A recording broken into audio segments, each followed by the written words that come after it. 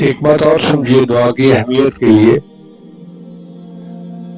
قرآن مجید میں کئی ایسے مواقع ہیں کہ جہاں پہ صحابہ کرام نے سوال پوچھا تو اللہ نے نبی علیہ السلام کے واسطے سے ان کو جواب دلوایا۔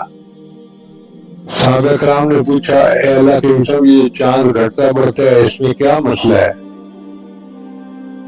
تو اللہ نے ایک ترتیب بنا دی۔ ترتیب سمجھے کیا؟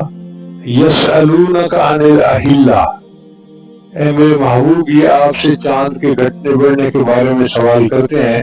قل ہی مواقیت للناس والحج، تو قل کے ذریعے سے اللہ نے محبوب علیہ السلام کی زبان سے جواب دلوا دیا۔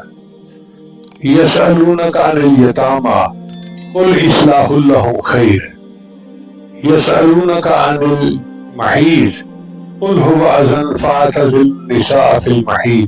تو ایک ترتیب ہے سوال کی، یسألونک سے سوال اور پھر قل کے ذریعے سے جواب۔ یہی ترتیب پورے قرآن میں نظر آتی ہے سوائے ایک موقع کے۔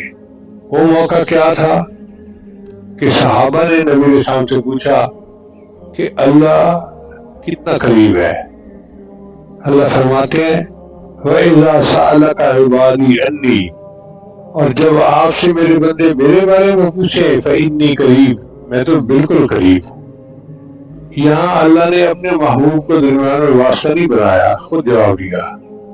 اب بتائیے کہ وہ اللہ بندے سے کتنا قریب ہے جو خود جواب دے رہا ہے کہ میرے بندے میرے بارے میں پوچھتے ہیں، میرے محبوب میں ان کے بہت قریب ہوں، میں تو ان کی شہرت سے بھی زیادہ ان کے قریب ہوں۔